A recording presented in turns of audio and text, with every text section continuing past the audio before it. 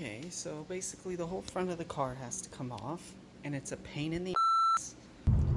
So I'm getting ready to put this video together, and I really just wanted to put a warning or a disclaimer out there that this is not a simple job, and you're going to be working with parts that are thousands of dollars. You're going to be working with a bumper which contains airbag sensors.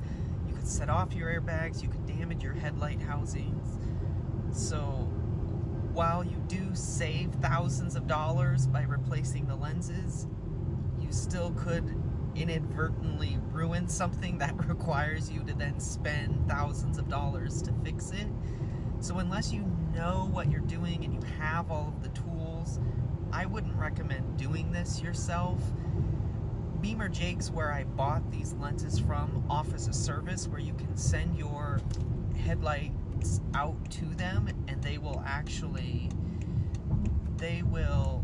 do the job for you. But even that still requires you removing them, which once again, you could potentially set off your airbags, taking apart your bumper.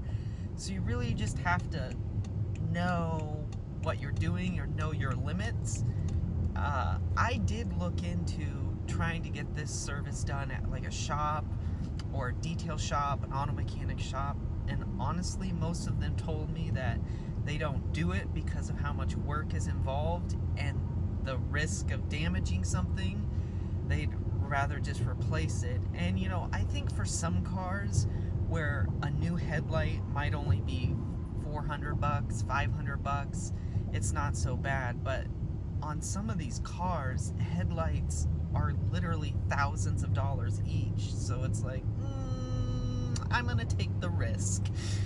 But just keep that in mind whenever you're doing this job, that if you're not willing to spend thousands of dollars, then you need to not do this job, because you could potentially break something and that would suck. Now, in order to do this job, you are going to need quite a few things. I mean, I guess not a lot, but you'll need a heat gun to heat up the adhesive that holds the lenses on, a Dremel and Dremel bits to saw off the old lens, and then you'll need gloves because the tool does get hot and it just keeps your hands from getting dirty and beat up. Then you'll need specialty Torx bits to remove some of the fasteners. You'll need a ratchet set to remove some of the other fasteners. Just, you know, tools to remove the fasteners. Compressed air to blow out stuff, because you never want to touch the inside of the headlamp because you'll leave oily fingerprints and it'll just turn to a shit show. Then you'll need snips, pliers, knife or a razor, utility knife, a brush to clean out the channel. I don't know what size this is. I want to say it's like 1/5 of an inch. I don't know. This doesn't say. This is what it...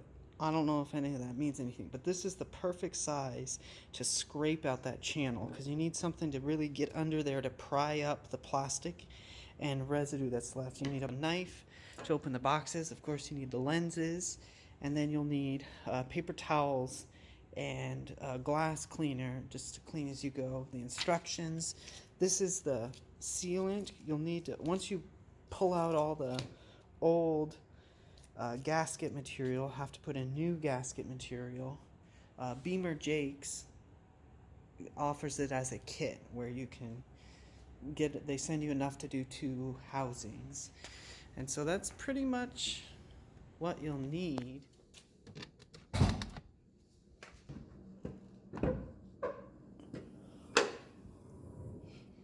I'm going to be replacing these headlight lenses. You can see that they're, you know, there's some hazing and all this pitting, and it's starting to get cloudy. I mean, they don't look awful, where you can see that it's just not clear, you know, it just doesn't look very good. and it's really on top here. It's starting to get really bad. You can see how that looks dirty? That's not dirty, it's actually foggy. I think I have to take this whole front bumper off to get it out. I'm going to start by removing all these bolts that hold this inner fender liner on, and it's actually in two pieces so that I can remove just this front half, and then I'll have access to the headlight, because there's bolts up top. You can see there's one there, one here, but then there's some down below too. Okay, so basically the whole front of the car has to come off, and it's a pain in the ass. See how it's all torn apart? This thing started leaking. Now I have the whole headlight assembly out.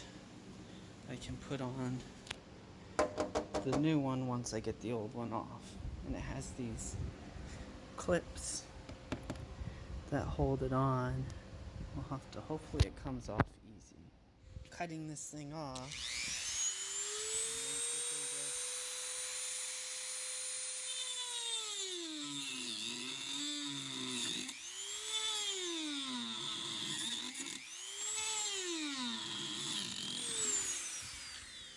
And essentially you just do that all the way around. But you gotta be careful, you gotta look inside of the headlight and make sure that you're not cutting into this surround, because most of this surround that you see is actually attached to this lens, and so it's really close to it, so you got to cut just a tiny bit and at the right angle to make sure that you're cutting the lens off but not the thing. Oh, and there's screws like this. So this screw actually screws the shiny stuff to the lens plate. So you gotta make sure to cut around it so that the whole thing will come off. I think, if I'm saying that right.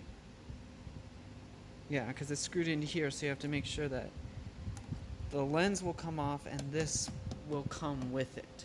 You can see what I was talking about, and see how there's stuff right here and then on here, so you could see how this all comes with the lens, and it's screwed to the lens, and you can see how close it is, that you gotta get not too close. See, I got a little too close there. And the same thing here. You only have that little tiny gap. So now what I'll do is I'll unscrew this and put this all in the new lens. But you gotta be careful, don't touch the shiny mirror stuff, because it all up. I don't know how hard it is to use something that doesn't smudge. Well, like, most people would just replace this whole lens, but this one of these headlights is like $2,400 for one, and you need two. So it's like, that's $5,000 for new headlights versus new lenses were $200. So this part is just awful. And basically what you have to do is take a heat gun and heat up this edge like this, but not too hot, because you don't want to melt the plastic or ruin it. And then you run your screwdriver through here like this, and you're going to pry this, and all this glue and sealant and everything has to come out, and the track, the channel has to be clean, so when you put the new sealant in, it makes a good seal. So here you can see how it's faded like that, and it's kind of like that in multiple spots. It's just kind of hard to see, and so, I mean, it just was old. I guess it probably could have gone a little longer. Now I take this sealant and fill this channel,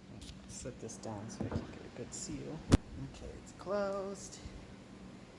And what do we think? I think it looks good.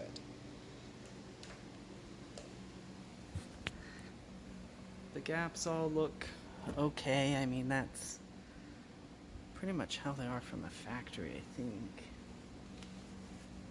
This one's... maybe this does need to be a little higher. Hang on, let me do some adjustments. Much better. So now it's all clean. You can see they look fine. I can't tell any difference between the old ones and the new ones. I mean, these lenses were identical to the old lenses, and they do have, it looks like a UV coating on them, so hopefully they'll hold up pretty well. You can see it's all back together. I mean, to be honest, it was a pretty big job. I'm not gonna lie. Like, this was, you know, in your head, you think, oh yeah, I'll just swap out the lenses. And it just doesn't end up being such a simple job. It's on, and we have no airs. The lights, as you can see, I don't know if you can see it moving. You probably can't see shit, but it appears that everything is working.